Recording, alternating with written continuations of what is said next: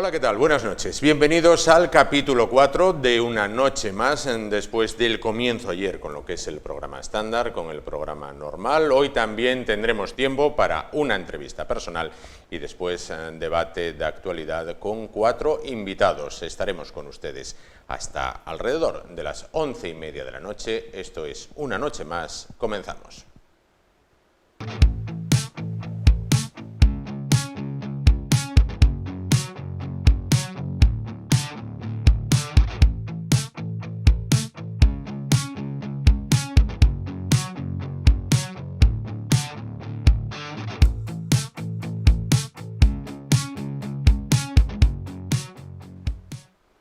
Comenzamos, como siempre, con nuestra entrevista personal en tiempo de San Mateo. Bueno, pues recibimos a nuestro invitado, una persona a la que personalmente quiero mucho y admiro también en lo profesional. El periodista David Serna. David, ¿qué tal? Buenas noches. Muy buenas noches, saludos cordiales. Saludos cordiales, efectivamente, que se decía quizás más antes, ¿no? Saludos cordiales. Bueno, era una frase que hizo famosa en su día José María García, sí, y mucha gente le decía de broma, y yo sigo diciéndola de broma, pero está bien lo de saludos cordiales. Está bien, sin duda, está bien. José María García, que va y viene, aparece de cuando en cuando, bueno, por ahí en algún programa, en alguna cosa. Bueno, un resto del naufragio. Sí, ¿no? Tal cual. Bueno, ¿cómo está pasando San Mateo, David Serna? Pues de momento raro, porque es un San Mateo un poco raro, porque ha sido todo un poco como extraño, ¿no? Y bueno, pero bien, cada San Mateo es diferente. A mí me gustaba, y tengo que reconocerlo ya de entrada, el modelo anterior, un modelo que ya ha desaparecido porque se ha optado, la corporación actual, los responsables de las fiestas de San Mateo han optado por otro modelo de fiesta, no digo ni mejor ni peor, cada uno tiene sus gustos. A mí me gustaba un poco más el anterior, el modelo chiringuitero, más participativo, más popular, con más conciertos populares en la Plaza de la Catedral, etcétera y tal, pero bueno, pues cada modelo es cada modelo y a ver cómo funciona este. A lo mejor quitar los conciertos en la Plaza de la Catedral por la Catedral, digo. Bueno, sí, pero también es un poco todo raro, porque se quita aquello y sin embargo se ponen ahora casetas y se pone un tío vivo impresionante de grande, con lo cual los conciertos molestarían y harían feo para la Catedral, pero las casetas también y el tío vivo también, y sin embargo ahí están y no pasa absolutamente nada, sobre todo las casetas, ¿no? Pero bueno, oye, yo no me gusta juzgar lo que hacen otros, ni lo que hago los demás, pero hombre, a mí me gustaba más el modelo festivo anterior. Yo soy un poco partidario, bastante partidario, de los recintos feriales. De hecho, la Feria de Abril de Sevilla, sí, o las Fallas, sí, o cualquier feria en Pamplona, lo que sea, hay un recinto ferial, y en ese recinto ferial, el de Sevilla es el ejemplo preclaro, hasta la inauguración de la iluminación por la parte de juego, está todo ahí recepcionado. Antes había en Oviedo, en San Mateo, se consiguió un recinto ferial que era ese casco antiguo, Catedral, Porlier, resto de San Francisco, etcétera, etcétera, y tal y cual. Ahí se concentraba todo o casi todo. Había alguna cosa afuera, o había actuaciones también en San Lázaro, en su día las hubo, en la Plaza de Toros, etcétera, etcétera y tal. Bueno, eso ya no funciona así, y ahora ahí funciona de otra manera, y habrá que ver el tiempo, a quién da y quita la razón y qué se va a hacer. Pero claro, cada corporación, insisto, cada equipo de gobierno, más que cada corporación, cada equipo de gobierno tiene sus ideas, y bueno, estas son las que hay, y hay que intentar disfrutarlas de la manera que... Hay que tener espíritu festero, sí, sí. Espíritu festero, te guste o no te guste, claro. Y ya está, todo lo demás tonterías. Habrá gente que no le gusta el sistema de ferias en Andalucía y son todas como son, y ya está. El de casetas cerradas y tal. Bueno. ¿Conciertos? ¿Estás yendo alguno? Estoy yendo, mira, de los de pago, de los de la Hería. Sí. En realidad lo único que me interesaba era ir a ver a Ilegales y con Loquillo. Y no voy a poder ir porque ese mismo día ya tenía entrada para ir a ver Porno, una obra de Maxi, suena fatal, pero hablamos de teatro. Sí, hablamos de teatro, sí. Maxi estrena 2 obras de teatro, sí. O ya estrena una en el Filarmónica, y el día domingo 18 otra que se llama Porno, además está con Cristina Lorenzo, que es una actriz que trabajó conmigo en El alma de la melodía y no sé qué, que la tengo mucho cariño, y ya tenía la entrada comprada para ahí, pero me apetecía ver a los Ilegales con el nuevo guitarrista teclista, sí, que se llama Tony Tamargo, que es hijo de un amigo mío, el del bajista de Los Enigmáticos, vieja escuela de segunda generación de rockeros asturianos, pero no voy a poder ir. Y todo lo demás, pues bueno, no me hace mucha ilusión y tampoco me apetece mucho. Hay conciertinos en el Truébano que volvieron ahora, y hay gente que toca, y también ir a bares y tal y cual, bueno, un poco. Y de los grupos grandes de la alegría, pues no había ninguno. Me hubiera prestado ir a ver a Alaska y a Fangoria y tal y cual, pero no puedo tampoco. Oye, vienen los Hombres G. La última vez que vinieron duraron 5 minutos. Claro, fue el escándalo. ¿Tú aquello lo viviste? Aquello lo viví, sí, pero fue un poco vergonzoso. Un poco no, fue bastante vergonzoso porque, hombre, te pueden gustar más o menos los Hombres G, pero lo que se montó allí, provocado por un montón de gente que parece que tienen la verdad de Dios, fue un poco. Y era Hombres G en aquel momento, era la representación total y absoluta del pijoterío madrileño, sobre todo, ¿no? Eran niños pijos, el hijo de Summers, no sé qué y tal y cual. Y vamos a putearles. Con perdón, pero fue así. Entonces se montó una bronca totalmente innecesaria e injusta. Si se hubiera montado esa misma bronca por otra gente, a grupos que defendían, los que boicotearon a los Hombres G, que les hubiera parecido. Esas cosas me parecen un poco, oye, no te gusta un grupo, no vayas a verle y punto pelota. Además era gratuito, con lo cual no tienes... Oye, y luego mira, han pasado los años y ahora Hombres G son un icono. Es auténticamente... Es como cuando otros años a la Plaza de la Catedral iban Rafael, Isabel Pantoja, el dúo dinámico, Tomatito, Diango. Estamos hablando de divisiones de honor. Y de aquella, vaya horterada la Pantoja y tal. Y ahora, hombres, si es que aquí canto... Presume la gente de que aquí estuvo la Pantoja y Rafael, yo lo vi en la Plaza de la Catedral y gratis. Bueno, pasan los años y las cosas quedan un poco como quedan, ¿no? Mira, yo me acuerdo cuando se hacían los conciertos en la Plaza de Toros, ¿vale? Un año me tocó ir con un cámara a grabar las 2 canciones que te dejan grabar. Y nunca se me olvidará, era Gabinete Caligari. Y había 30 personas viéndolos. No había nadie más que 30 personas. Como un grupo que vendió, que tuvo su... Bueno, que ahora lo que dices tú, se les considera casi, entrecomillado, un clásico. No, es que lo son, y de aquella había 30 personas. Bueno, pasa con todo, un poco... Bueno, y es que, es que son cosas como muy raras. Yo me acuerdo de ver, sin embargo, que fue un escándalo tremendo, un año que vino Norma Duval.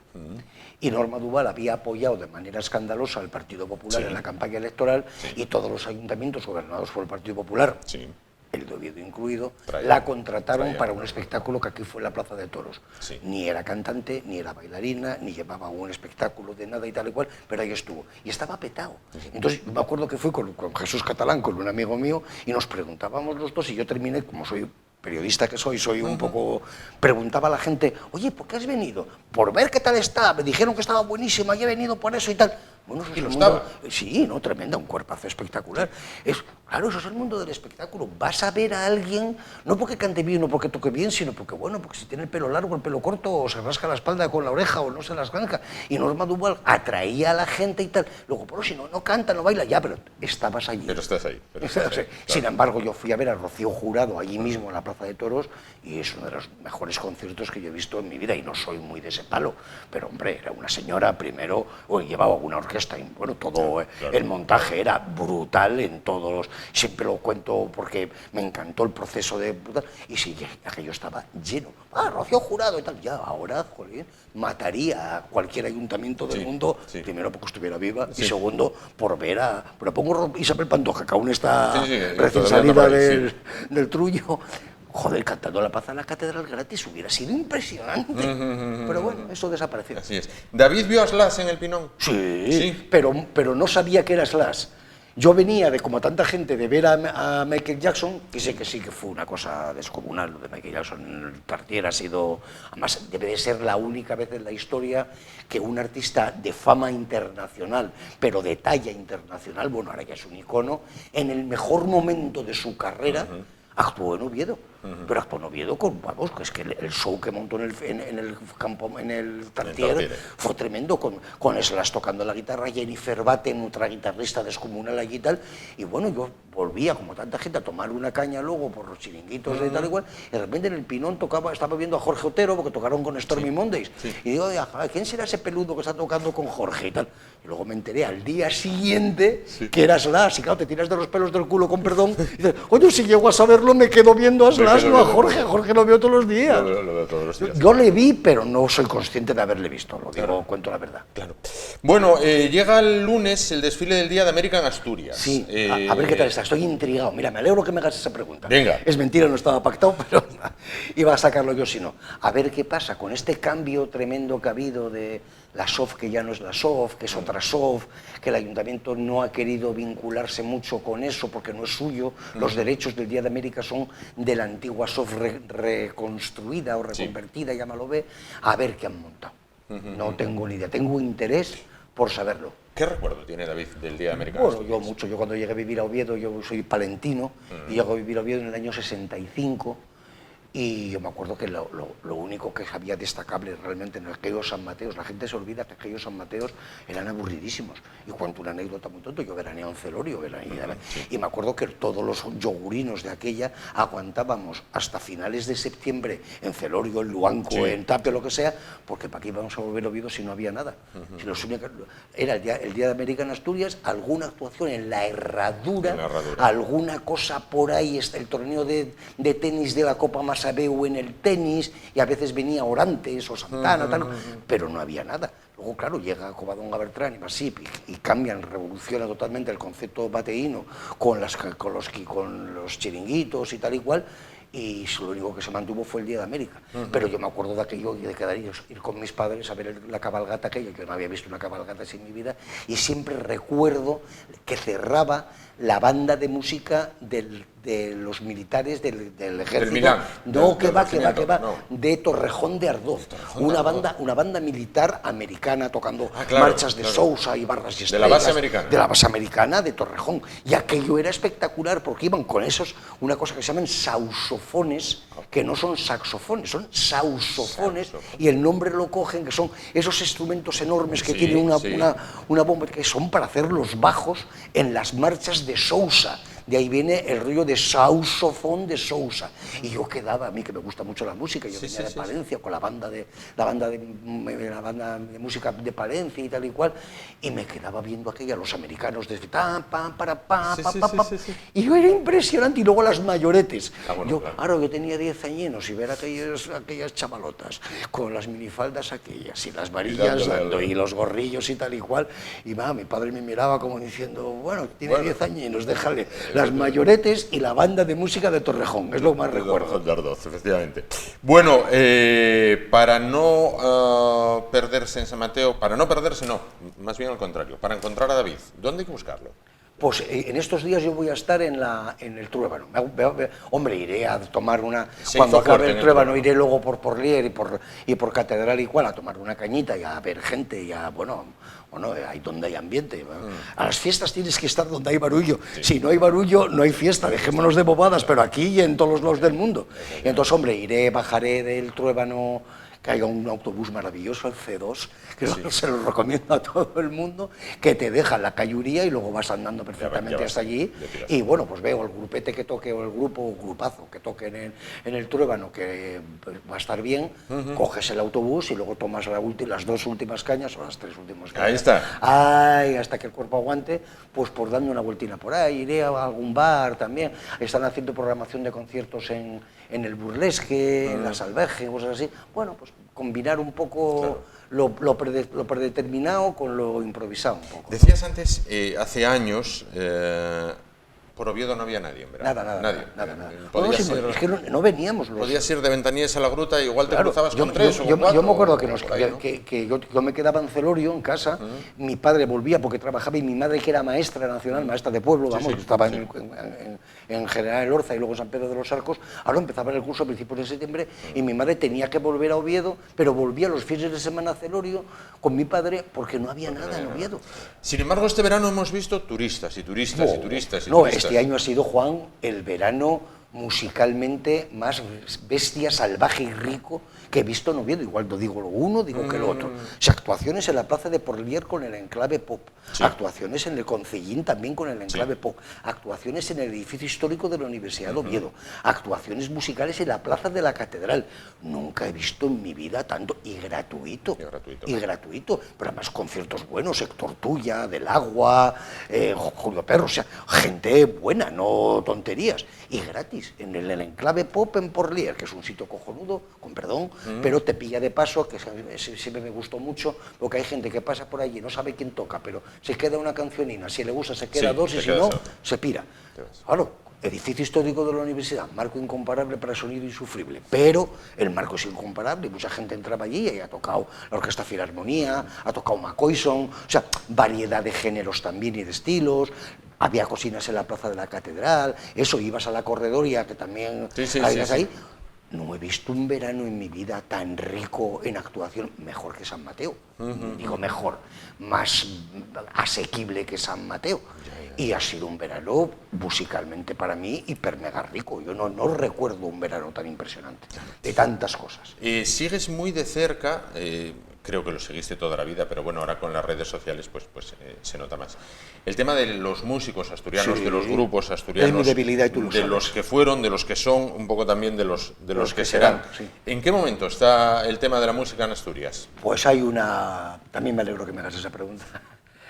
No, hombre, hay un momento. Mira, yo estoy en el AMAS, en los premios AMAS y en el FestiAMAS. Sí. Y son dos termómetros maravillosos para ver cómo evoluciona y por dónde va la música en Asturias. Hablo de la música popular, yo la música coral y la sinfónica y tal y cual. Bueno, es la que hay, punto pelota, y no, desconozco el invento, no tengo nada. Hombre, me encanta ir a ver la OSPA y Orquesta Filarmonía y tal y cual, pero lo que es la música popular, tanto folk tradicional como pop rock y tal, está en un momento estupendo. Mira, en el FestiAMAS, que es un termómetro muy bueno este año se han presentado más de 100 grupos, que estamos hablando de una comunidad autónoma que no llega a 1 millón de habitantes, cuidadín, Y luego hay una muy positiva, un dato muy positivo, que sí que se está notando este año más que nunca, y entre el año pasado y un cambio generacional importante. Sí que hay una generación de los músicos que vienen de los 80 y 90, ya de 35, 40, 45 años, muy sólidos, pero están llegando un montón de yogurinos, y lo digo en el término muy cariñoso de la palabra, chavalinos que están saliendo ahora de las escuelas de música, que hay muchas escuelas de música, de las bandas de gaitas, montando grupetes de tipo... intentando emular a Jan de Cubel, a Felpeyo, a no sé qué, o de grupos de pop, intentando emular a los que están ahora, a Alberto y García, a Ilegales y tal y cual, y gente muy joven. Y luego una cosa también muy positiva, que también es lógico como en la sociedad, es la llegada masiva de mujeres.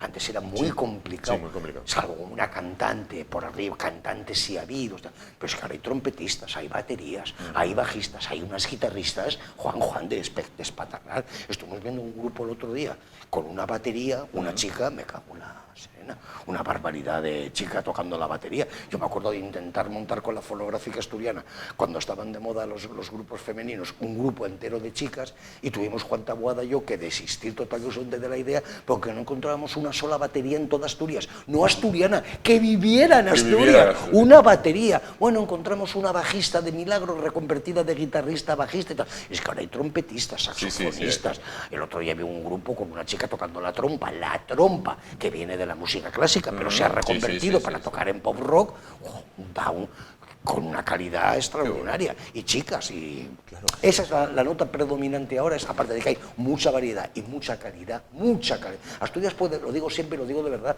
Asturias puede presumir de tener un mogollón de muy buenos músicos, hay una cantera de larga trayectoria que ahora se está notando más que nunca. Y luego eso, una regeneración, una renovación generacional, de llegada de gente joven con ideas nuevas y con historias nuevas, tal, pero ya mucha segunda generación, hijos de músicos, como Tony Tamargo, hijo de Espina en su día, que murió el pobretín, Jandro Espina, que era hijo de Espina, y tal cual. Bueno, y luego mucha llegada de chicas que también aportan muchas cosas, y yo, a mí me presta mucho. Citabas la música de los 80, los grupos de los 80. Hay mucha gente que todavía escucha música de los 80, no solo gente de la tuya, de la mía, sino gente también mucho más joven. Y hay veces que te pones a comparar y dices, bueno, esto era lo que sonaba en los 80, ¿bien? Y esto es lo que suena ahora. Y te encuentras, por ejemplo, con Rosalía y C. Tangana y analizas las letras y dices, Dios mío, esto no sé. Sería políticamente... Ahora, bueno, mira, yo este verano te cuento una anécdota porque es verdad. Iba por Celorio, por mi pueblo de veraneo y tal. Y oigo de lejos, Eva María se fue de Fórmula Quinta.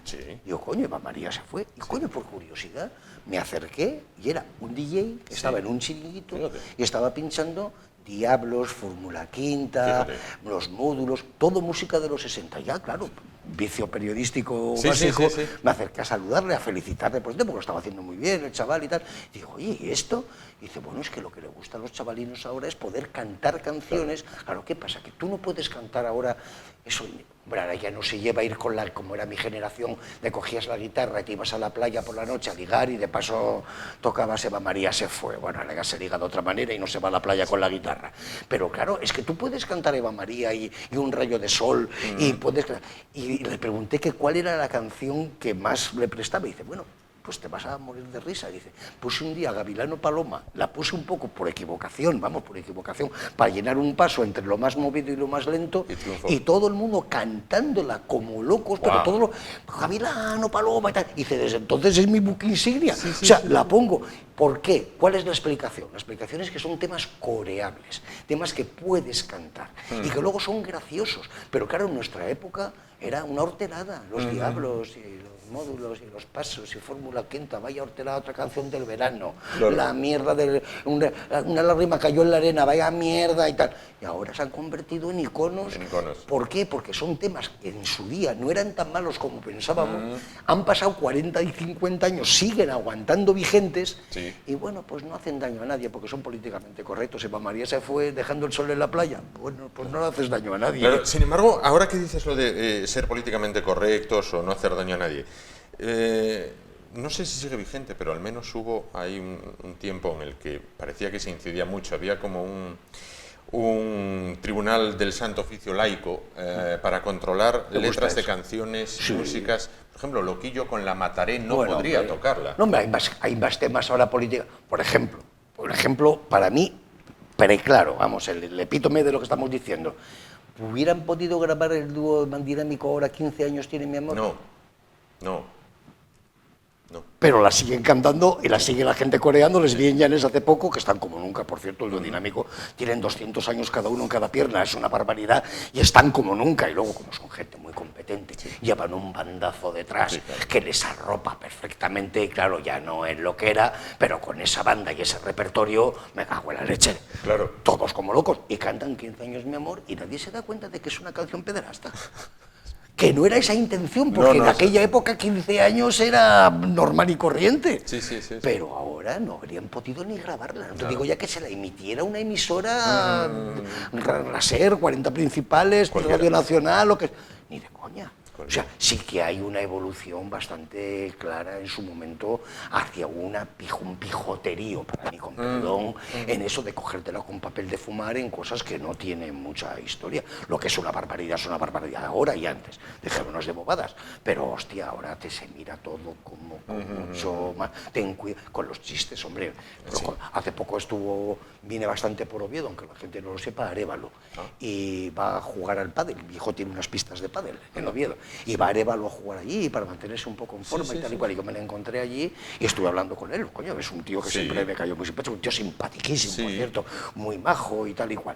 Y me contaba que, claro, ya no puede contar chistes de gangosos, ni de mariquitas, ni de no sé qué. Y dice, mira que he vendido yo casetes. Mira que se acababan los casetes en las gasolineras de chistes míos y de Manolo Gandía y de Pepe da Rosa y todo aquello y tal. Y era todo eso, el mariquita de la esquina, el gangoso de aquí, el gangoso de allá, y ahora no puedo, ni en directo, ni grabar nada de eso.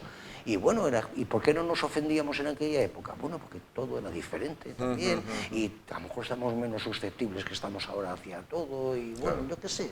No digo que sea ni mejor ni peor, pero las cosas han evolucionado hacia ese lado. Al hilo de eso, y para ir finalizando, que tenemos a los 4 invitados que van a hablar de los temas que tienen que ver con la actualidad política, económica, bueno, de todo. Hay quien dice que se espera un muy mal otoño-invierno en lo económico. Sin embargo, sales y las terrazas, los restaurantes están llenos. Bueno, yo este verano, insisto, no he visto tanta gente en Oviedo impresionante. Y luego yo estuve combinando Celorio de Llanes con Oviedo, con lo cual tengo dos visiones diferentes. Por ejemplo, en Celorio, yo este año, un sábado, había 5 actuaciones a la vez en 5 chiringuitos diferentes. O sea, eso no había pasado Nunca, jamás. Ni los más viejos del lugar recordábamos, bueno, alguna actuación en el Club Marítimo, bueno, claro, las fiestas oficiales del Bollo, el Carmen y tal. Pero te quiero decir, ¿vamos en una huida hacia adelante o cuando acabe el mes vamos a tirar de freno a mano? Bueno, pero nos atabaremos. Pero yo creo que pasa en todos los lados. Mientras pueda, pueda. Mira, yo estuve en Argentina poco después del Corralito. Y estaban todos los bares llenos y tal. Y como los argentinos son como yo, no hablamos nada, me acerqué a una chica encantadora que estaba ahí al lado de mi mujer y mío y tal y cual. Y digo, oye, ¿cómo estáis todo el día en la calle? Y te dice, mientras se pueda, se puede. Claro. Mientras no se puede, no se puede. Ya llegará otro cabrón como Menem y nos quitará todo y volveremos a meternos en casa. Pero mientras podamos estar tomando una cerveza... Es nuestra mentalidad, esa mentalidad argentina, española, latina, de, oye, estoy en la calle mientras pueda. ¿Que no puedo mañana? Pues mira, cuando estuvimos encerrados en casa por la pandemia, estuvimos todos en casa encerrados en la pandemia. Y cuando salimos de ahí, eso sí, pero estuvimos encerrados porque no podíamos hacer otra cosa, se acabó. Pero yo creo que la gente quiere, ¿sabes? Mira, joder, estábamos en el Turbano ayer y eran las 11 de la noche y estaba todo lleno y había hasta niños corriendo por allí. Hombre, y luego para coger el autobús para bajar de Julián Clavería a Oviedo, oye, había cola en el autobús. Claro. Bueno, pues hoy igual, y seguro que estaba por Rier igual de grande. Hoy cuando vaya a ver el teatro y cuando salga del teatro y vaya luego para allá, hombre, seguro que hay están por Rier y esto lleno de gente. Bueno, que la gente huye para adelante, pues que huya. Mira, pero que por lo menos haya vidina. Claro. Somos así, yo creo que va en nuestra mentalidad también. Y mejor ser así, ¿no? Sí, que no estos aburridos del norte, de Suecia, Noruega, Dinamarca. Por Dios, y luego también hay un virgen de puñerío importante. que eso, aquí, oye, que cuesta en la calle 4 euros. Bueno, ya costará 3 en Canarias. Buen día, efectivamente. David Serna, muchísimas gracias. No, gracias a ti, Juan, por Dios, es un placer estar aquí con nosotros esta noche y hablar de ese San Mateo de antes, de ahora. No digo de después, porque bueno, lo veremos. Lo veremos, hombre, eso espero. Si Dios quiere. Espero que lleguemos. Si Dios quiere. Bueno, dejamos lo que tiene que ver con San Mateo. Gracias, David. Sí, mira. Y nos vamos ya a publicidad muy rápidamente porque nos esperan nuestros 4 invitados para hablar, bueno, pues de los temas que hoy son noticia o que en estos días vienen siendo noticia. Son temas que algunos de ellos son de todo menos agradables, pero útiles, y necesarios. Ahora mismo estamos de vuelta. Hasta ahora.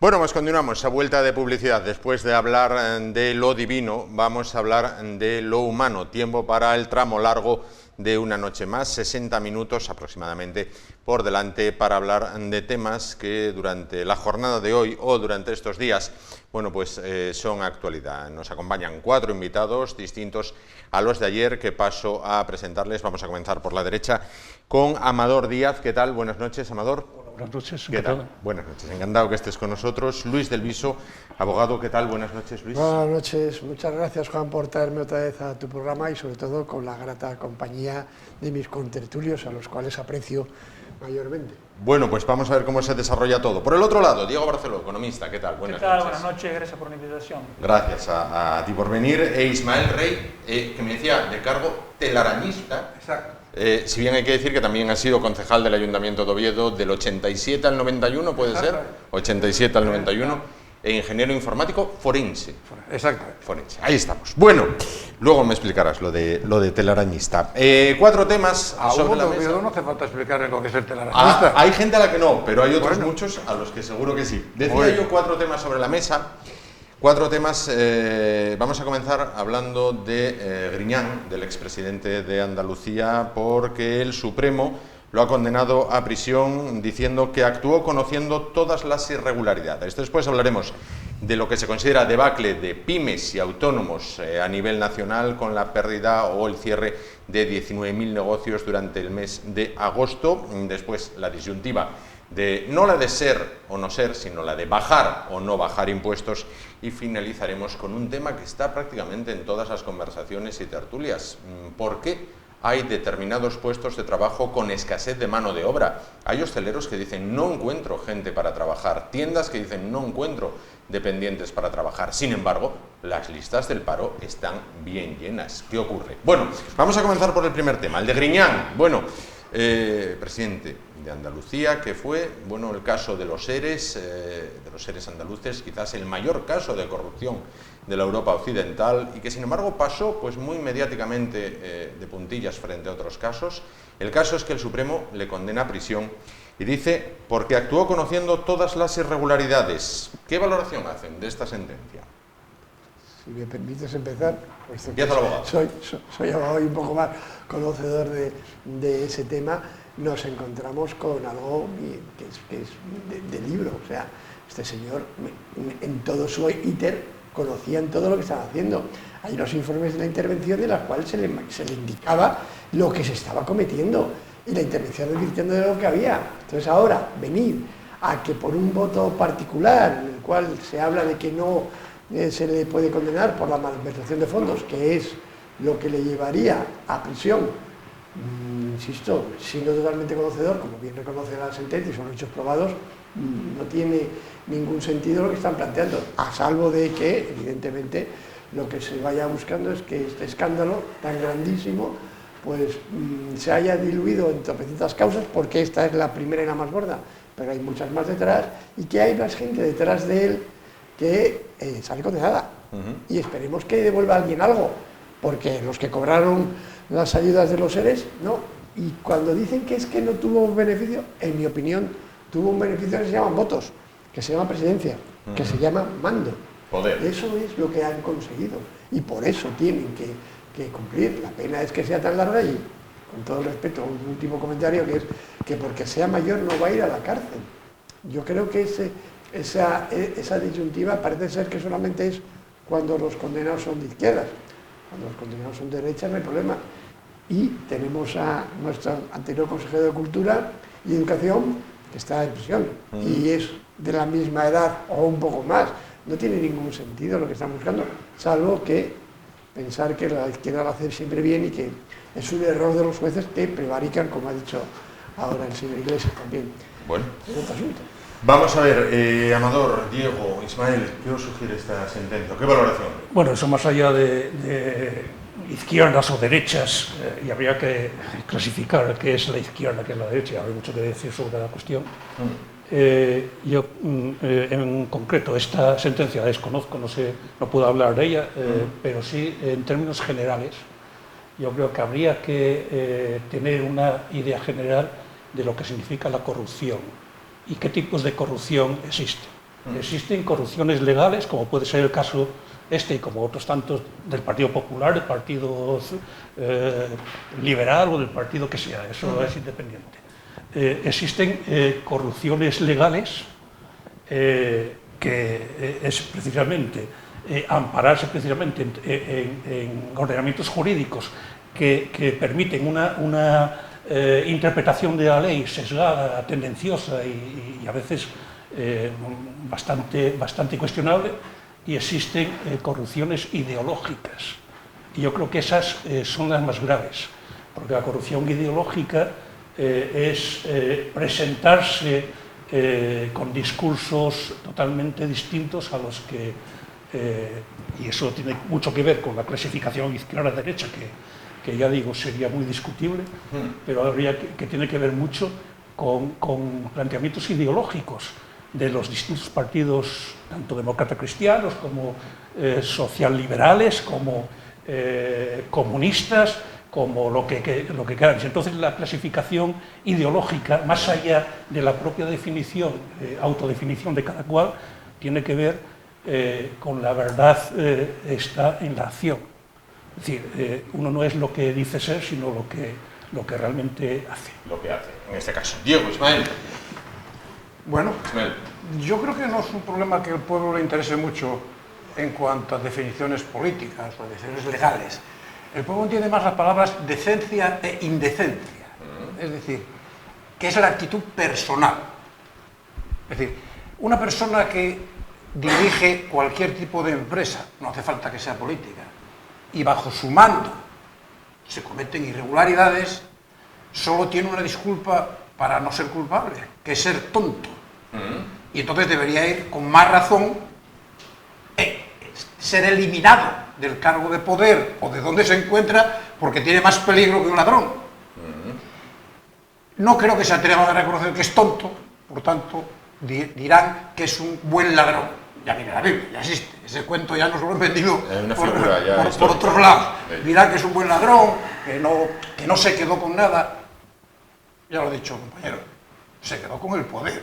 Y si algo hay grande, caro, es el poder. Diego, para... Yo diría dos cosas. La primera es que la corrupción es un fenómeno estatal, porque en el sector privado hay competencia, en el sector público está la prebenda, el privilegio, el hacer la vista gorda, el tener el contacto, el enchufe. Entonces, si queremos que se reduzca la corrupción, que es algo loable o es algo deseable, lo que tenemos que pedir es que se retire el Estado de un montón de actividades que ha invadido innecesariamente y las ha arrebatado al sector privado. Y lo segundo que quería decir es que no me extrañaría que Pedro Sánchez, que es el rey Midas al revés, también subvierta la institución del indulto, indultando a Griñán, porque como bien decía Luis, no tiene, la excusa de la edad es ridícula, no tiene nada que ver, porque entonces el Código Penal se aplicaría hasta los 65 años. O sea, es absolutamente ridículo. Y si la justicia hubiese actuado con rapidez, esta sentencia se tendría que haber conocido hace 5 años, por lo menos. Sí, por lo menos. Por lo tanto, me parecería que en el caso de indultárselo a Griñán sería absolutamente una corrupción del espíritu de la institución del indulto. Más allá del indulto, del cual también me gustaría que opinaseis. Luis, apuntabas una cosa, decía, a ver si alguien devuelve algo de lo robado. Es que no va a devolver nadie nada. ¿Se devuelve algo alguna vez o esto pasa así? No, hagamos pequeñas matizaciones. En las corrupciones políticas, ¿eh? Claro, no, las corrupciones políticas en el 90% de los casos no. ¿Por qué? Pues porque básicamente ya lo han gastado y no tienen el patrimonio porque se lo han gastado o está escapado en otros sitios, ¿vale? Yo siempre recuerdo al señor de la Rosa que no tenía nada a su nombre, nada más que el Rolex y la pluma Montblanc de oro, que era lo que le incautaban cada vez que le detenían. Y luego ya tenía opción de comprarse otro. Hay pobre gente que no duerme con cosas muy pequeñas, entre comillas, si me permiten, y luego ves que duermen a pierna suelta. Y lo que decía el refrán, ¿no? Que el que debe 600 euros tiene un problema, el que debe 600.000 el problema lo tiene el banco, ¿no? El problema lo tiene el banco, en este caso. ¿Habrá indulto, Amador? Pues no sé si habrá indulto, pero la cuestión va más allá incluso de la cuestión política y tiene también que ver con la economía, y la economía es siempre economía política. Por lo tanto, discrepo radicalmente de lo que dice el compañero, no sé cómo te llamas. Diego. Discrepo en ese sentido de que en el campo, en el campo privado hay competencia. La realidad del capitalismo realmente existente no es que hay competencia en el libre mercado. Eso del libre mercado es uno de los grandes mitos y una de las grandes falsedades de la teoría de la llamada ciencia económica. En el mercado hay competencia imperfecta y precisamente el gran problema de muchos de los temas que vamos a tratar hoy aquí es precisamente cómo la competencia imperfecta impide que ese ideal de libre competencia se realice en un supuesto mercado ideal, ¿no? Por lo tanto, en la cuestión de la corrupción, los políticos que meten la mano son responsables y la condena, pues, bienvenida sea, y desde luego yo no voy a quejarme porque no cumpla la integridad de su condena. Ahora bien, la corrupción política implica también corrupción en sectores económicos. Hay empresarios que se benefician de ese tipo de corrupción política. Y de la misma forma que el político es la representación, digamos, del poder, es una representación en doble sentido, tanto representación de poder por la propia representación de sus bases como representación teatral. Es decir, el poder tiene un aspecto de teatralidad. Y en ese sentido, lo que está, digamos, la mano invisible que está detrás de la corrupción es la corrupción también del sector económico, es decir, de los oligopolios. Bueno, hablaremos a lo largo de la noche de economía porque, si querías apuntar. No, solamente lo que comentamos es que al final la ejemplaridad de la pena se pierde. Claro. Si damos el indulto, Entonces roba que no pasa nada. Y una de las condiciones fundamentales es la ejemplaridad de la pena. Es decir, oiga, usted no toque, porque si usted toca le cae la del pulpo. Pero si tira que no pasa nada, que es lo que pasa en este país, pues nos lleva a que sea mucho más habitual. Pues total, ¿qué pasa si te cogen? Nada. ¿Habrá indulto? En opinión de los dos, muy rápido, telegráfico. Lo que deseo o lo que será. Lo que deseas y lo que será. Que no haya indulto. Que no haya indulto. ¿Y lo que será? Hombre, con Sánchez ahí que lo habrá. Que lo habrá. Sí, yo si tuviera que apostar, apostaría que va a haber. Apostarás por Indecentemente, pero lo habrá. Pero lo habrá. Bueno, vamos a hablar de... Sí. Mucha prisa. No, es adelante, que adelante. yo voy a disentir en un concepto que has manifestado, porque los conceptos son más peligrosos que las palabras, ¿no? Has intentado decir que la corrupción que tratamos en este caso, no es... a ver, no quiero decir lo que parezca que corrijo lo que dices, pero quiero decir que has intentado mezclar en este caso los oligopolios y tal, todos esos cuentos que diariamente comenta la izquierda como chascarrillo, cuando en este caso no hay más que dinero público, robado a parados, yo no sé. Y dinero público. Y yo entendí que me intentaste, como siempre, pasar por debajo lo que no había que tocar en este tema, pero simplemente. Yo no sé lo que comenta la izquierda, yo sé lo que comento yo. Se parece mucho. No, bueno, se parece mucho, eso es una interpretación ideológica que tú tienes, es decir, no tiene nada que ver con... luego, si quieres, hablamos de izquierda y derecha, no tengo ningún problema, porque tengo más críticas, digamos, con la izquierda de poder que tenemos en España que tú, posiblemente. Pero esa es otra cuestión. Yo hablé de los oligopolios, porque los oligopolios son una realidad, y hablé de las conexiones de la corrupción en el ámbito, digamos, de la representación política y de la conexión también con eso que se llama factualmente la economía de mercado. Viene de acuerdo con lo que hubieras hablado de las ladillas del conserje del ministerio. No le veo ninguna diferencia, pero bueno. Pero aquí podemos discutir desde un plano ideológico o podemos analizar cómo funciona realmente. Cómo funciona realmente.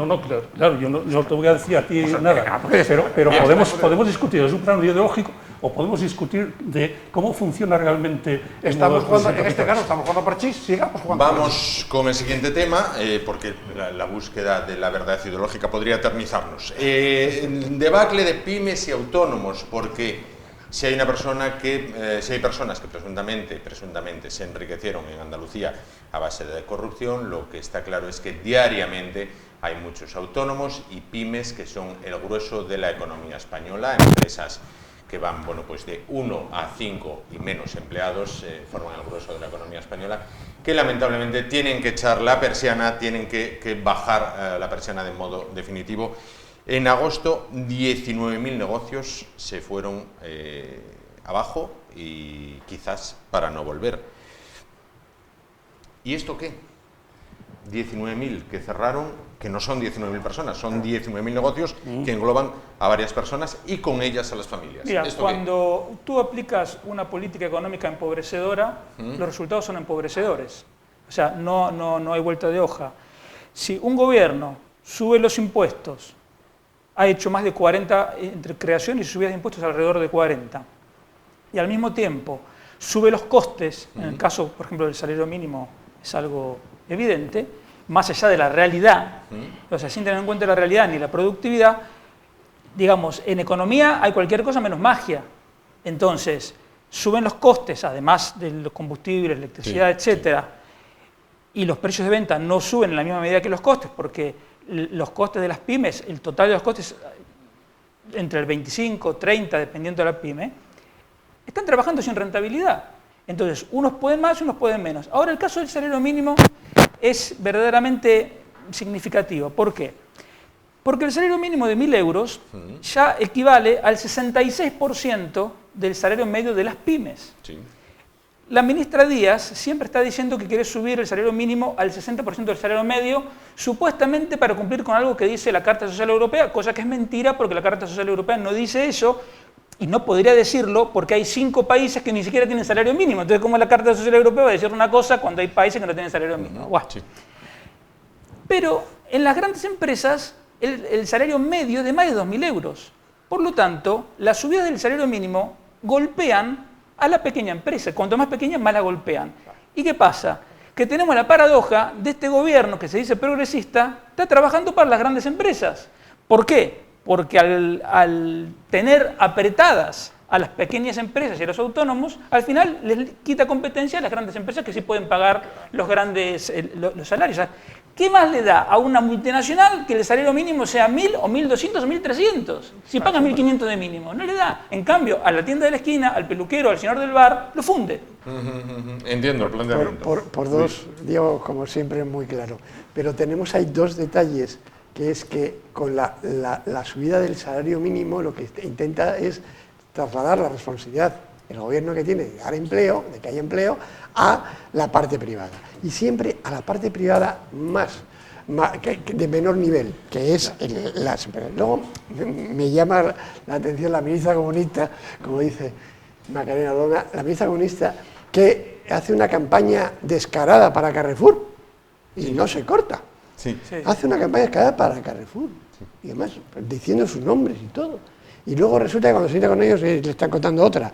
Carrefour está haciendo, como muy bien saben hacer, una campaña de marketing en la cual cojo y te digo que hay una serie de productos que no los voy a subir, pero no me metas los realmente necesarios. No me metas la leche, no me metas el pan, no me metas los huevos, no me metas los productos frescos, no voy a los productos elaborados, voy a los pañales, a unas cosas, a la Coca-Cola. No es un producto, el chocolate. Pero quiero decir que es relevante el poco apoyo que hay y luego cómo se suben los costes. Claro. Porque ya no solamente es el hecho que dice Diego de que te subo el salario, pero es que al subir el salario suben las cotizaciones. Claro. De tal manera que lo que antes te podía costar 1.800 de salario más 200, 250 de cotizaciones, te pasa a 1.300, es decir, ese 30% que te lastra más todavía y que a lo que lleva, ¿qué es? Pues a que haya más mercado negro, a que la gente esté de alta en unas horas y haga más horas, y a que, otro detalle tonto, que es que si yo tengo el salario mínimo vital de 600 euros en mi casa sin hacer nada, voy a proponerme ir a trabajar a un restaurante en Coyoto donde tengo que coger 2 autobuses, moverme para sacar 1.000 euros. Me lo ahorro en los costes y ya haré alguna chapucilla por ahí que me sirva para suplir. Entonces, si potenciamos el subsidio y el vivir de papá Estado sin hacer nada, vete a contarle a ese chico que le dices, vete a hacer prácticas sin remunerar. Eso en mi profesión los abogados era el pasante, que venía al despacho, no es mi caso, pero bueno, ibas al despacho, no cobrabas y porque te dejaban ver, y dar gracias porque te dejaban ver, y así podías acompañar a alguien. Estamos intentando hundir el país a pasos agigantados, ¿para qué? Pues para acabar convirtiéndonos en subsidiarios, como pasa en Cuba, donde no hay desempleo, no porque no haya parados, sino porque la gente pasa a ir a trabajar, gana más en el mercado negro. Bueno, Amador, Ismael, tuviste una pequeña y mediana empresa. ¿Esto te suena? Sí, pero el caso no. Esto es lo del pez y el océano. ¿El pez? El pez y el océano. Ajá. El océano puede ser más o menos agradable para el pez, pero el pez tiene que tener más capacidades para nadar en ese océano. Sí. Aquí está mal conceptuado qué es una pyme y qué es un autónomo. Es decir, lo primero, parten de lo más anticonstitucional que hay en este país, que es la diferencia por ser algo. Es decir, un pyme, no un pyme, porque el pyme es un grupo, sino un autónomo, porque tiene que ser menos que otro trabajador. Está prohibido por la Constitución, tiene que ser lo mismo que la Constitución. A partir de eso, claro, si tú al pez le has dado una galla nada más y media aleta, cualquier cosa que le cambies en la salinidad o en la presión, lo jodiste. Entonces está en una situación delicadísima, de la que tampoco es la más culpable el que en el momento actual lo controla. Es decir, bueno, que si hay que dar 2 bofetadas, se las doy al más fácil, al que menos guerra arma, ¿qué tal? Que a eso del que menos guerra arma te diré que yo siempre he dicho, a mí, bueno, me dejaron de hablar muchos compañeros autónomos, que la fuerza política más importante de este país son los autónomos. Correcto. Si los autónomos, bueno, los autónomos tienen una cosa que los abogados sabréis, y bueno, casi todo el mundo, que es que yo como autónomo puedo decirle a la administración, mire, yo voy a retrasar 90 días todos mis pagos y le empiezo a pagar a partir de 90 días, y no tiene incremento. ¿Qué sucedería si el colectivo de los autónomos, con esa prerrogativa legal, sin pegarse con nadie diferente, dice, señores, el 1 de septiembre los autónomos españoles suspenden pagos hasta el 1 de enero, y ahí empezamos a pagarlo en los 18 meses siguientes fraccionado, como dice la ley? No hay que inventar ni nada para acá ni nada para allá. ¿Qué pasaría? Bueno, yo cada vez que cuento esto, o los de los sindicatos me echan, o los de las empresas me echan, todo el mundo me dice que... Pero es que esa es la mayor fuerza que tenemos, y no son los culpables. El sacrificio de los autónomos es, de verdad, sacrificio. Hombre, hay autónomos que se han hecho millonarios. Sí, bueno, sí, vale, joder. Y hay gente que juega a la lotería y fue millonaria, pero no cambiará mucho la proporción. El autónomo no tiene vacaciones, porque si tiene vacaciones pierde dinero, que va contra el derecho al trabajo, el derecho a la vacación. O sea, es una cosa tan surrealista la inmundicia que se metió en ese paquete para... que vende el cebollas, que además que venga a venderles a la plaza y que se asegure que pague aquí y cree que tiene una empresa y pues se combata.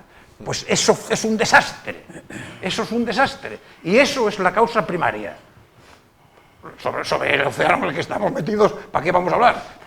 Todos los océanos son malos con esa desgracia, y en este caso tenemos uno peor porque, bueno, pues hay más lío, pero la culpa es... Amador, ¿punto de vista distinto? Yo también fui autónomo.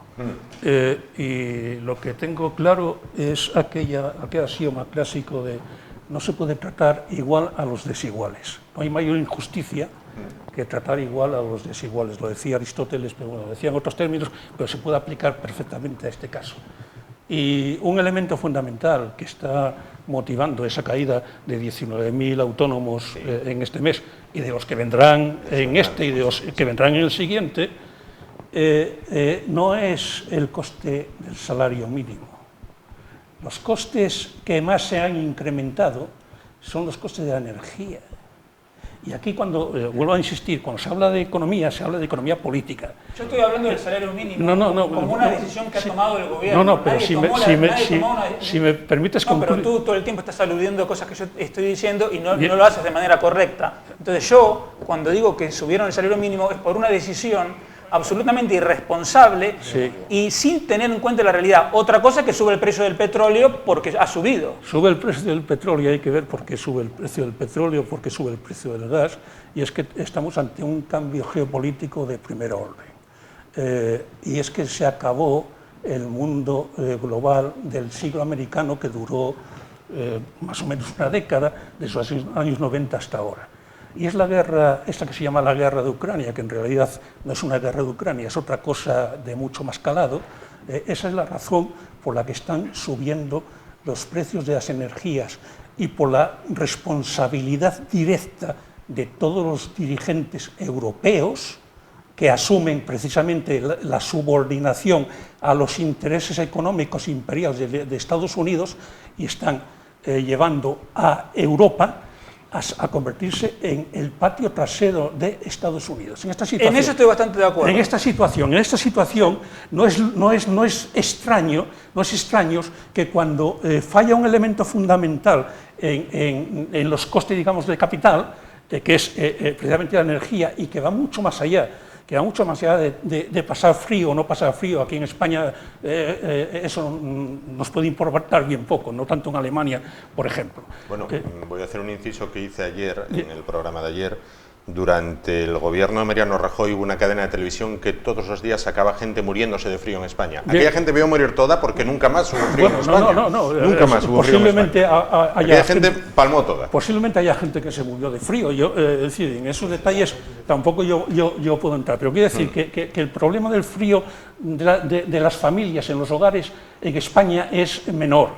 Sí, menor, que puede ser en Suecia, en Dinamarca o en Alemania. El problema de España y de toda la Unión Europea, salvo la excepción de aquel malísimo llamado Orbán, salvo la excepción de Hungría, es precisamente que por una política errática, por una política de subordinación y por una política suicida, Alemania, que estaba, por ejemplo, el crecimiento económico de Alemania depende básicamente y de una forma prácticamente directa en los años 90 a tener un precio de la energía barata.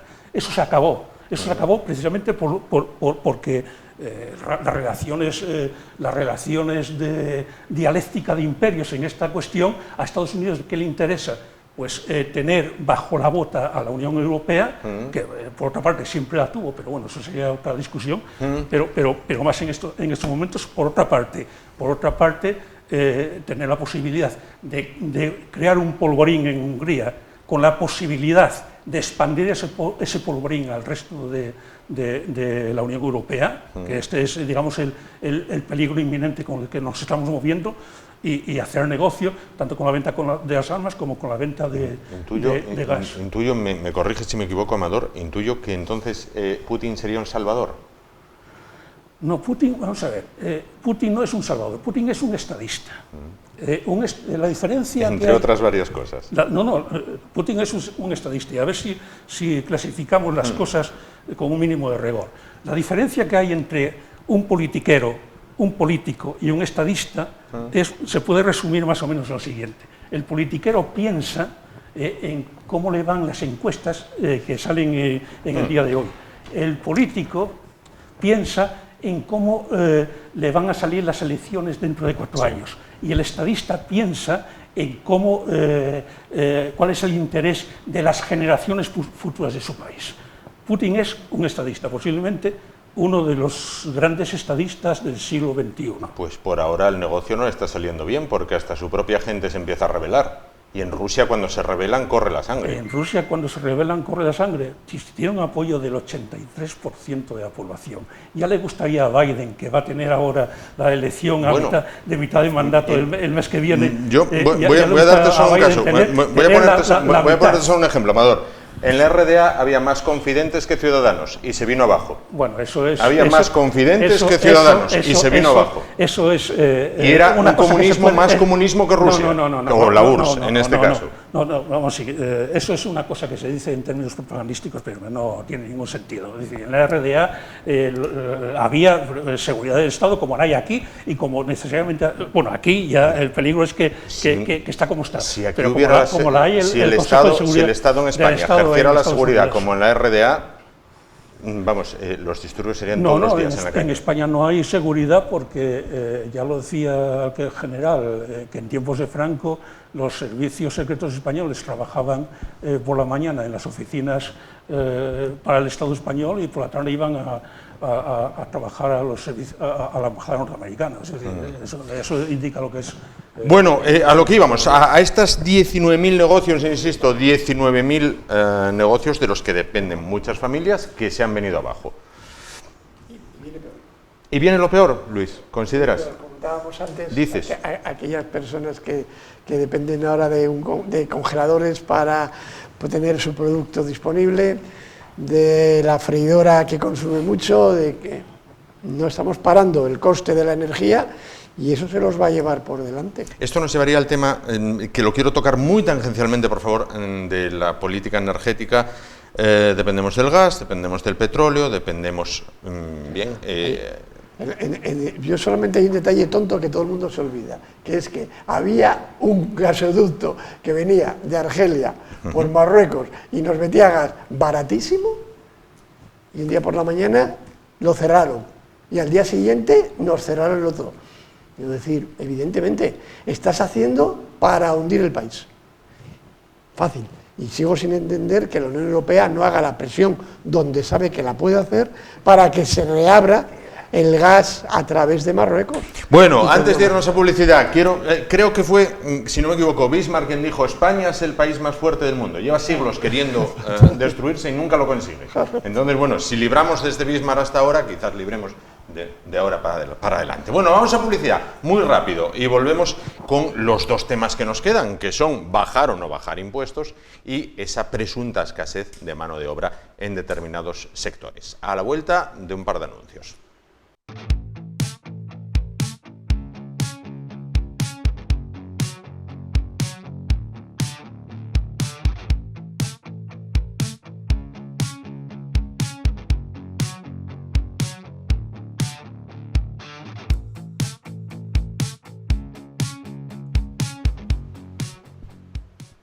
Bueno, continuamos. Decía Shakespeare en la obra Hamlet, to be or not to be, that is the question, y en España es bajar o no bajar los impuestos. Esa es la cuestión.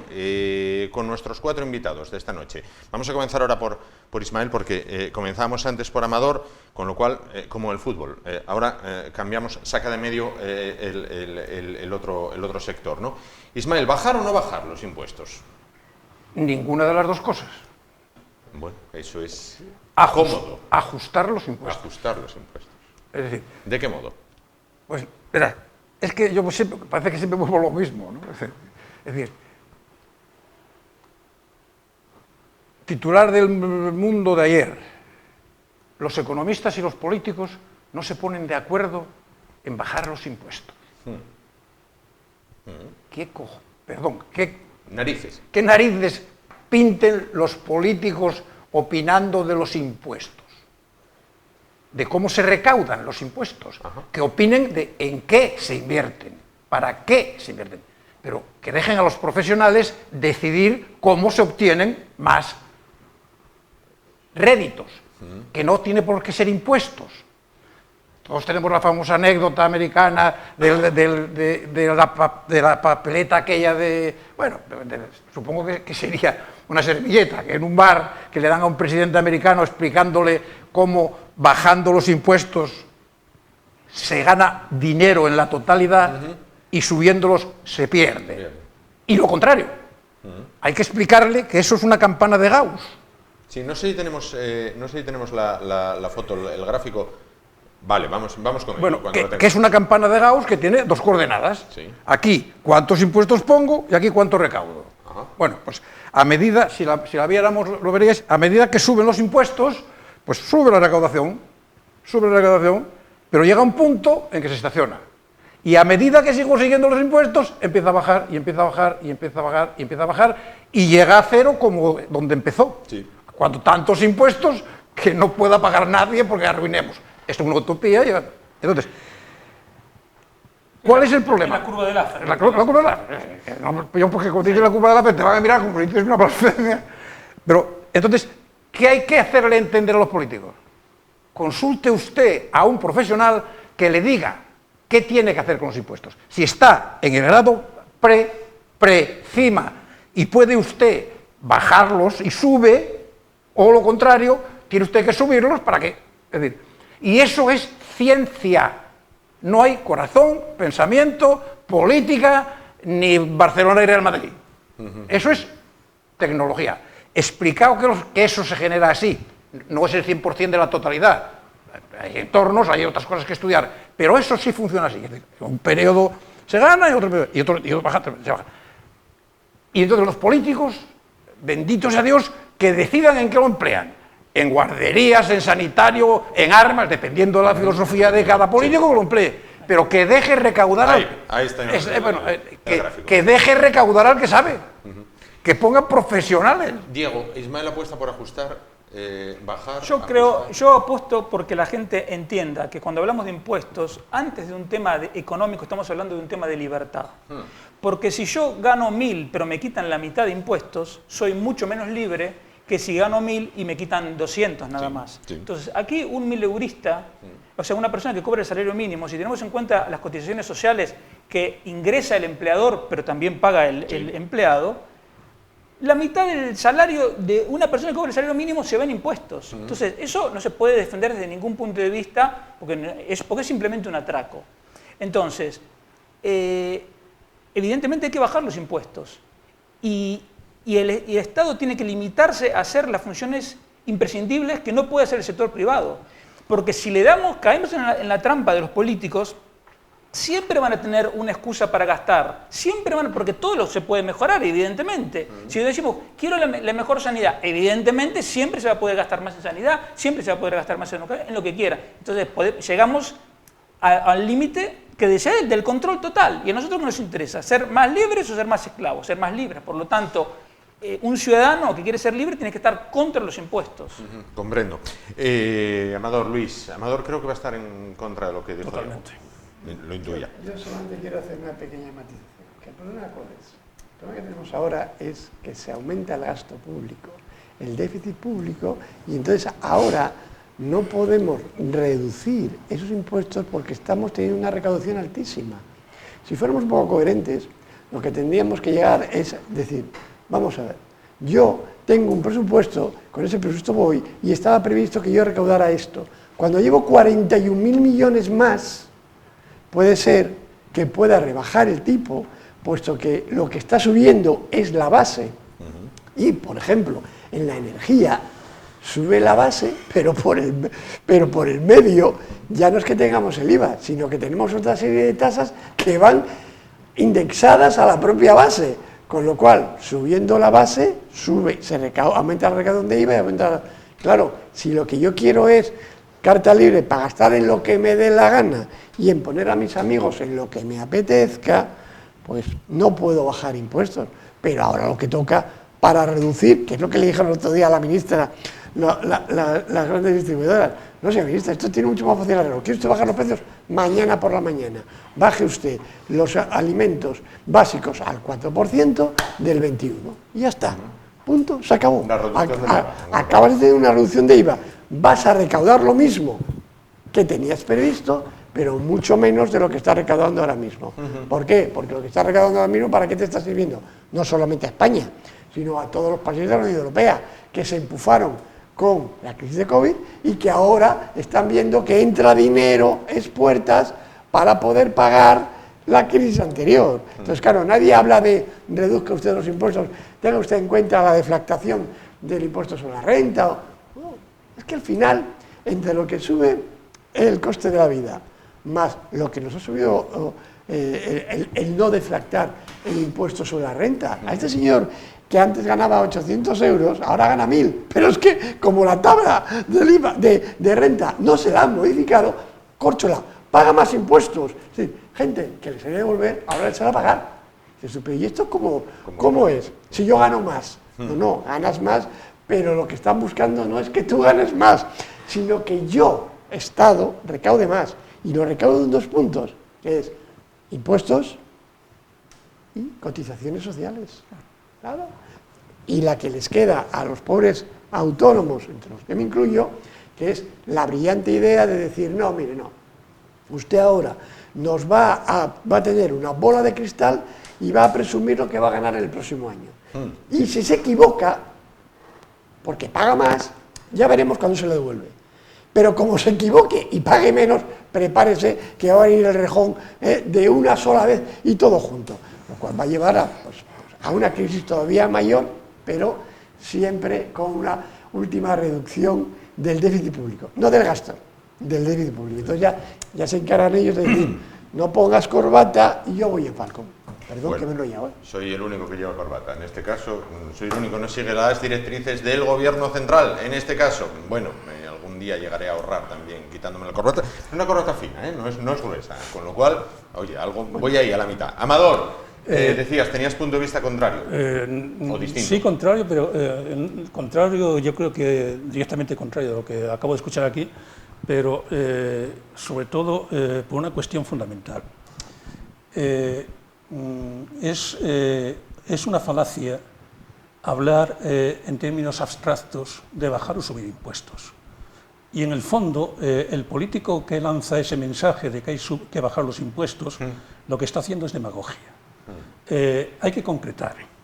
Y, por supuesto, que hay que señalar en qué impuestos y qué clases de impuestos existen, directos, indirectos, en fin. Sí, sí. Y hay que señalar qué impuestos repercuten en cada grupo social y hay que ver qué estratificación social tenemos en España. Y en España, y digamos que en general, en lo que eso que se llama la etapa neoliberal, que se implantó, bueno, el modelo, digamos, ejecutor directo fue el Chile de Pinochet, que venía con los Chicago Boys y compañía, que eran los que utilizaron Chile como un laboratorio precisamente para aplicar políticas neoliberales.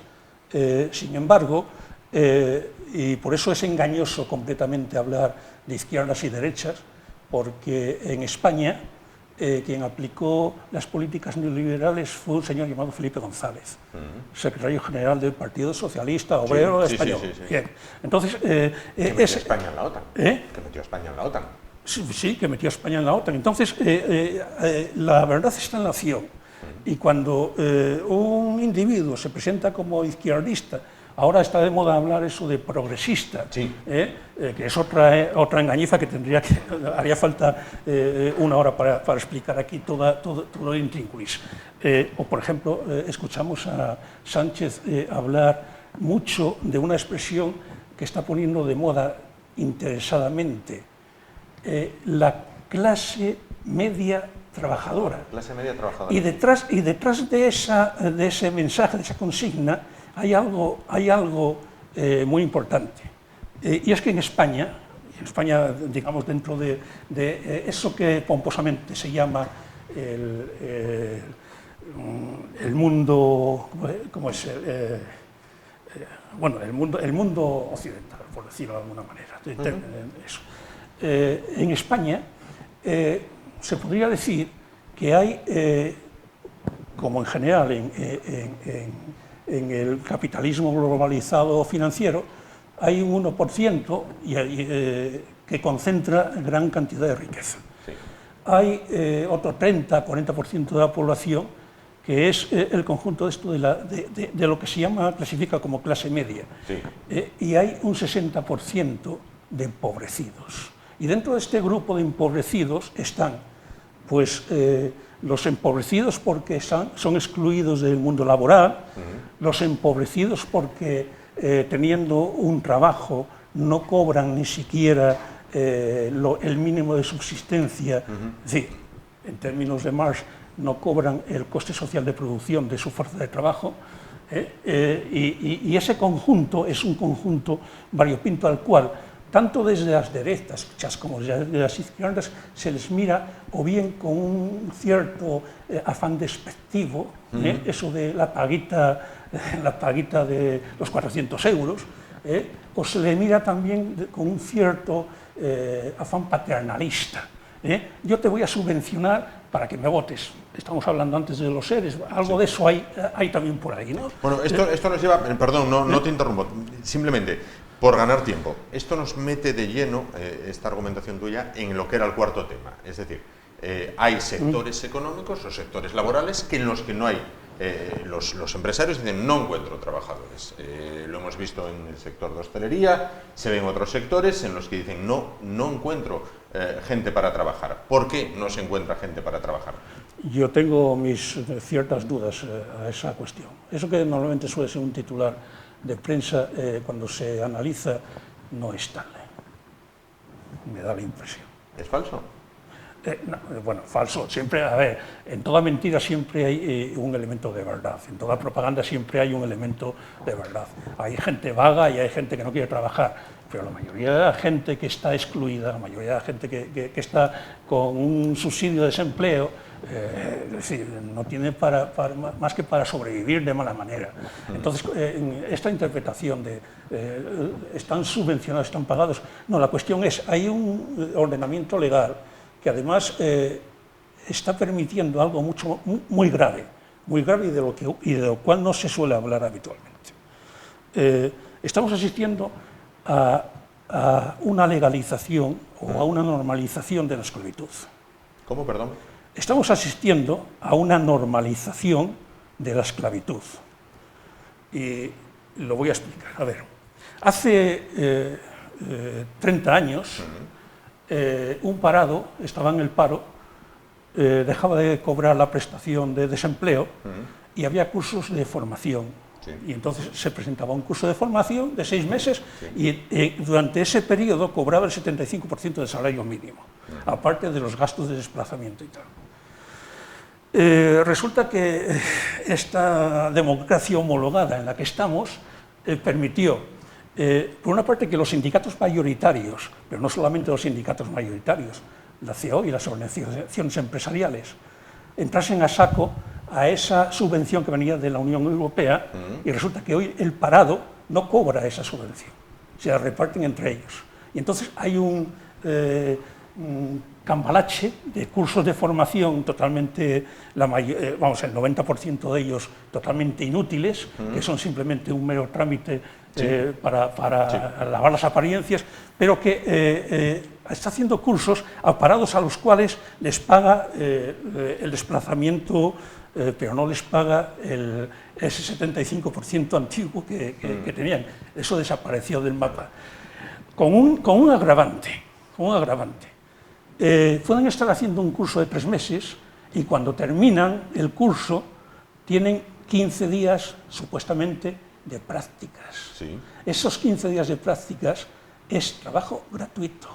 No solamente trabajo gratuito, trabajo subvencionado por el Estado, paguitas que el Estado da a las empresas, no a los páramos. Estamos hablando de cosas muy serias y de lo que habitualmente la prensa no habla. Luis, Diego, Ismael. Yo, como siempre, dame un detallito solo, porque yo, que he tenido alguna persona en prácticas, como comentas, ¿vale? Sinceramente, y algo me ha aportado, no sé, la universidad o quien haya sido, no te sé, una cantidad básicamente, con todo el respeto, ridícula a la oportunidad y a la formación y al tiempo que se utiliza cuando una persona está en prácticas. Es decir, yo creo que las prácticas son muy interesantes, que debemos de hacer todos un esfuerzo. En mi caso, como docente y como tutor de prácticas, también lo haces y tienes una mínima compensación, mínima. Bueno, mínima. Yo doy clases en la Universidad de Oviedo y no recuerdo bien si me pagan 50, 60, 100 euros la hora, o 150, no recuerdo, voy a poner que me paguen 150 euros, con todo el respeto. Para dar una clase de 45 minutos, una hora, tengo que prepararla, que me lleva otras 2 o 3 horas, más luego los desplazamientos, más luego todo esto. Mi hora efectiva de trabajo, en mi trabajo, es muchísimo más elevada. Hacemos un sacrificio. Yo hago un sacrificio por formar, pero no voy buscando esa paguita, porque ya le digo que a mí esa paguita o ese dinero que me da por la formación, nada me cubre. Ahora, es muy importante la formación y el control de la formación, y que tú puedas elegir el curso y que te puedas formar, eso es importante. No. ¿Por qué? Porque el que tiene formación, como dice Diego, va a tener libertad, ¿vale? Al que ha tenido la posibilidad de llegar a una formación va a poder elegir ser camarero o ser director general. El que no tiene formación no le va a quedar otra. Y el problema que tenemos, para mí, en este punto de gente sin formación en sectores que tienen una gran carga de trabajo, en hostelería, Ismael lo ha padecido, donde tú trabajas cuando los demás se divierten, es más complicado. Tienes un horario peor, entonces estamos en ese punto que discrepo con mi contertulio a mi derecha, en el punto en el que, y lo he visto, que llegas y le dices a una persona, puedes ir a trabajar de camarera de piso a un hotel por 800 euros y te dice, gano 450 en casa, me prefiero más quedarme en casa y hacer otras cositas, porque voy a la vecina y le hago la limpieza, o voy al otro lado, en la que hay un mercado negro importante, y consigo esto con mucho menos trabajo y con mucha más efectividad. Por lo tanto, yo ahí discrepo en el sentido de que hay que ayudarles, pero formarles, porque si no, al final acaba siendo pues, la Cuba o la Venezuela, en la cual, o la pobre Argentina en estos momentos, en la cual no hay formación, y lo que hay es altísima corrupción, altísimo el coste de la vida, y que no viven para ello. Entonces veo ese problema en esos sectores, que son sectores que busca gente con muy poca formación, y que esa gente con poca formación tiene un problema, que es: estoy en casa de mi padre o de mi madre, vivo bien, no necesito dinero para nada, ¿para qué me voy a meter a un trabajo a sudar, escuchar, cuando mis amigos están del otro lado de la barra divirtiendo? Lo cual no quita para que haya excepciones. No, igual es que no me expliqué bien o no me entendiste. Vamos a escuchar el planteamiento de Diego Ismael y después. Sí, hay muchos factores que juegan a la vez.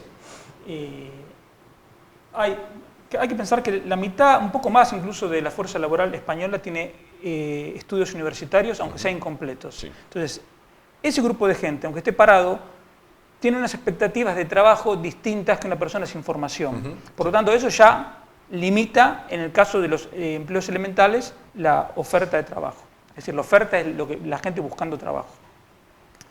Luego, un poco lo que decía Luis también, es decir, en última instancia, si uno no trabaja pudiendo, es porque no tiene necesidad.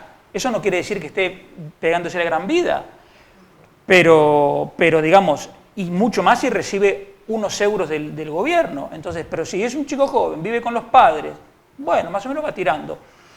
Y también hay un tema, si queremos, hedonista, que también lo mencionaba Luis, es decir, hay menos voluntad de trabajar los fines de semana, en el caso concreto de la hostelería. Por eso es un sector donde tiene una gran proporción de trabajadores inmigrantes, porque hay gente que viene y necesita trabajar, entonces acepta las condiciones. Entonces, pero no es porque, como quiere hacer ver la ministra Yolanda Díaz, la hostelería es un sector negrero. En absoluto, pagan lo que puede pagar. Si es un bar de carretera, que no puede pagar 3.000 euros por mes. Cada uno, y si uno es el restaurante 5 estrellas, 3 estrellas Michelin, lo que sea, evidentemente puede pagar más, pero cada uno acorde. Entonces, un poco es una mezcla de todas esas cosas. Ismael, ¿hay gente que no quiere o es leyenda? Yo es que soy muy cabezón. Sí. Pues voy a buscar la causa y no la situación. Porque comentando la situación nunca arreglamos nada. Es como la famosa tirita. Coño, cúreme la herida y luego tápela, pero no me la tape a ver si se cura. En este país, desde hace muchos años, muchos años, el paro, la subvención de paro, el sistema de colocación es una burda mentira. Es decir, es una falacia, es un engañatontos. Eso es lo que yo opino del sistema. Y lo voy a explicar. El sistema de paro en cualquier sociedad civilizada, sea pobre, rica o lo que sea, tiene que tener un sistema de mantenimiento de parados, de gente que no encuentra trabajo en el mercado. Y debe retribuirlos. Pero debe retribuirlos porque cumplen un trabajo, no porque se apunta a una lista. Es decir, a mí el parado que cobra por ser parado es no él. Lo colocan como un parásito. Lo están degradando, quitándole su dignidad para poder manejarlo mejor.